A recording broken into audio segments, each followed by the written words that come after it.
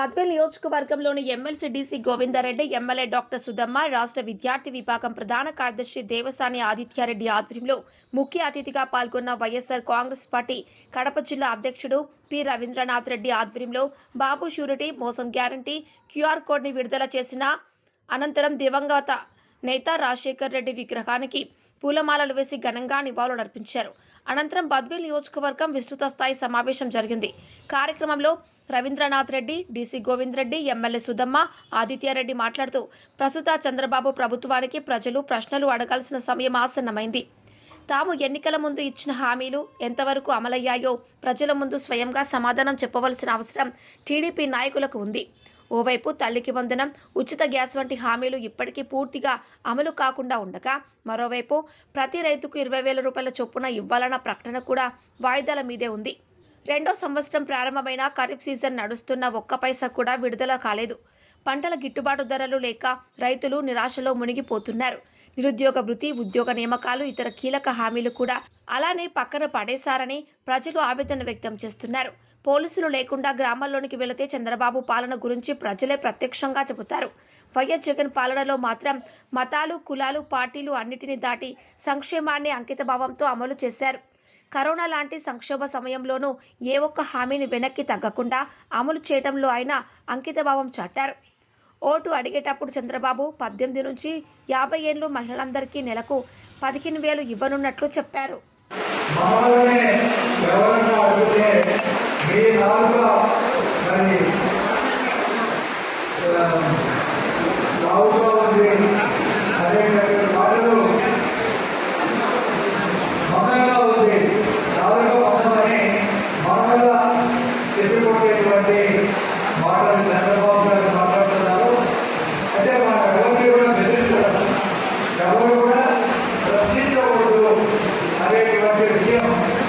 ఈనాడు మరి చంద్రబాబు నాయుడు గారు కానీ వాళ్ళ పార్టీ నాయకులు కానీ ఏ విధంగా మనల్ని భయప్రాంతులు చేస్తున్నారో చూస్తున్నాం. పోలీసుల సాయంతో పార్టీ నాయకులను ఎలాంటి ఇబ్బందులు పెడుతున్నారో మనం అందరం చూస్తున్నాం. నిన్న అది బయటపల్లిలో శ్రీకాంత్ రెడ్డి గారు కేవలం ఆయన ఈ పార్టీకి ఒక కార్యక్రమంలో చురుగ్గా పాల్గొన్నారనేటువంటి కోపంతో ఆయన ఇంటిని కూల్చివేయడం జరిగింది. నిన్న మళ్ళీ మన డిప్యూటీసీ గోవింద్ గారి ఇల్లు దాని మీద మరి నోటీసులు ఇచ్చి మరి దాన్ని కొట్టేసే ప్రయత్నం చేస్తున్నారు. ఆల్రెడీ ఇంకొక కార్పొరేటర్ మన కౌన్సిలర్ ఆయన ఒక చిన్న ఒక కొట్టు పెట్టుకున్నారు. అది పెడితే అది పూర్తి చేయడం జరిగింది. మున్సిపల్ కమిషనర్ పంపడం, మున్సిపాలిటీ మన వైఎస్ఆర్ కాంగ్రెస్ పార్టీలో అధికారంలో ఉన్నప్పటికీ కూడా మున్సిపల్ చైర్మన్ గారిని కానీ కౌన్సిలర్లు కానీ ఎలాంటి సంప్రదించకుండా కేవలం తెలుగుదేశం పార్టీలో చాలా మంది నాయకులు ఏ పనులు లేవు. విజయవాడ కేవలం ఒక మాజీ శాసనసభ్యుడు, వారి కుమారుడు బ్రిటిష్ రెడ్డి గారికి మరి చిన్న పదవి కూడా లేదు. ఆయన ఒక కౌన్సిలర్ కూడా కాదు. అయినప్పటికీ కూడా అన్ని ఆయన ఆదేశాలతో ఎవరి మీదకైనా కూడా అనేక అక్రమ కేసులు పెట్టేటువంటి ఈ కార్యక్రమాలు జరుగుతున్నాయి. ఇది ఖచ్చితంగా ప్రజలందరూ చూస్తున్నారు, నాయకులు చూస్తున్నా. ఇదంతా ఎక్కడ పరిస్థితిలో ఎట్టి పరిస్థితిలో సహించేది లేదని చెప్పి కూడా చూస్తున్నా.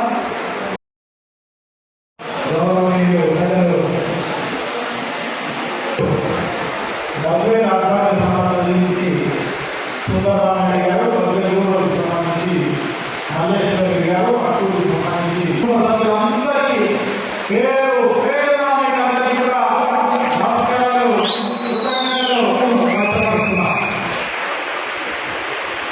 పార్టీ సేవలందరికీ. రికార్డింగ్ చంద్రబాబు మేనిఫెస్టో దానికి మాట్లాడడానికి ముందు వైఎస్ఆర్ కాంగ్రెస్ పార్టీ ఒక ప్రతిపక్ష పార్టీగా అతిముఖ్య పాత్ర వహిస్తూ ఉన్న కార్యక్రమాలన్నీ కూడా మనకి బాగా తెలుసు. ఎందుకంటే ఈ రాష్ట్రంలో ఏ సమస్య వచ్చినా, ఈ రాష్ట్ర ప్రజలకు ఏ కష్టం వచ్చినా ప్రభుత్వం వల్ల కానీ లేకపోతే వాతావరణ పరిస్థితుల వల్ల కానీ ఎక్కడ నష్టం వచ్చినా, ఎక్కడ కష్టం వచ్చినా, ఎక్కడ ఇబ్బంది వచ్చినా వైఎస్ఆర్ కాంగ్రెస్ పార్టీ ఈ 14 నెలల కాలంలో ముందుండి అన్ని కార్యక్రమాలను నిర్వహించిన పరిస్థితి మనందరికీ కూడా బాగా తెలిసిన విషయమే అని చెప్పి తెలియజేస్తున్నాం. సో మనకి సంబంధించి ఈ 14 నెలల కాలంలో యువతతో పేరుతోటి మనం పెద్ద ఎత్తున ఉద్యోగించడం జరిగింది. ఎందుకంటే ఫీజు రియంబర్స్మెంట్ రావడం లేదు, తల్లి పోవడం అనేది ఇవ్వలేదు, విద్యా ఖాతా లేదు, విద్యా దీవెన లేదు, ఏమి లేదో ఉద్దేశంతో మనమందరం కూడా పెద్ద ఎత్తున ఉద్యమం చేసిన పరిస్థితి గతంలో జరిగింది. అట్లాగే రైతులకు సంబంధించి చాలా ఇబ్బందులు పాలవుతున్నారు. ఈ ప్రభుత్వం నుంచి ఏ మాత్రం సహాయం ఉండడం లేదు, మద్దతు లేదు, ఏ పంటకు పంట నష్టం లేదు, వచ్చిన పరిస్థితి లేదు. సో ఈ రకంగా ఉద్యమ ఉద్దేశంతో ఈ సమస్యను ప్రభుత్వ దృష్టికి, ప్రజల దృష్టికి తీసుకురావాలి అన్న ఉద్దేశంతో రైతులకు సంబంధించి ఉద్యమాన్ని చేయడం జరిగింది. అదే కాకుండా తమ కరెంట్ ఛార్జీలన్నీ కూడా విపరీతంగా పెంచి ప్రజలకు ఖర్చుకోవడం భారాన్ని ఇస్తున్న ఈ ప్రభుత్వానికి నిలదీయాలన్న ఉద్దేశంతో మనమందరం కూడా కరెంట్ ఛార్జీలపై కూడా ఉద్యమం చేసిన పరిస్థితి. అదే కాకుండా మనం సంవత్సరం పూర్తయిన సందర్భంలో వెలుగుబడి దినమని చెప్పి ప్రజలకు గుర్తు చేస్తూ ప్రజలకు నష్టం చేశారు, చెప్పి నమ్మించి మోసం చేస్తామన్న ఉద్దేశంతో వెలుగుబడి దినాన్ని పెద్ద ఎత్తున మనం నిర్వహించిన పరిస్థితి. సో ఇవన్నీ ఎందుకు చేస్తామంటే మనం ఈ రాష్ట్రంలో ప్రతిపక్ష పార్టీగా ఉన్నాం. మనం ఏ విధంగా చేయాల్సిన అవసరం తప్పకుండా ఉంది. గతంలో జగన్మోహన్ రెడ్డి గారు అధికారంలో ఉన్నప్పుడు కూడా సిస్టమేటిక్ గా అధికార పక్షం ఎలా చేయాలో, ఎలా ప్రభుత్వాన్ని నిర్వహించాలో అలా నిర్వహించిన పరిస్థితి మన గత 5 నెలల్లో వస్తుందని జరిగింది అని చెప్పి మీకు అందరికీ కూడా తెలియజేస్తున్నాం. ఈ రాష్ట్రంలో, భారతదేశంలో ఈ రాష్ట్రంలో ఒక ముఖ్యమంత్రి, ఒక మంచి అడ్మినిస్ట్రేటర్ గా పరిపాలించి ఇన్ని సంక్షేమ కార్యక్రమాలు కరోనా కష్టకాలం వచ్చినా ఏదైతే చెప్పడం జరిగిందో అన్ని మేనిఫెస్టోలో చెప్పింది చెప్పిన విధంగా 99% కూడా అన్ని అమలు చేసిన ఘనత జగన్మోహన్ రెడ్డి గారి. అంటే ఏ పాత్ర నిర్వహించినా కూడా ఆ పాత్రను కరెక్ట్ గా నిర్వహించే వ్యక్తి జగన్మోహన్ రెడ్డి గారు.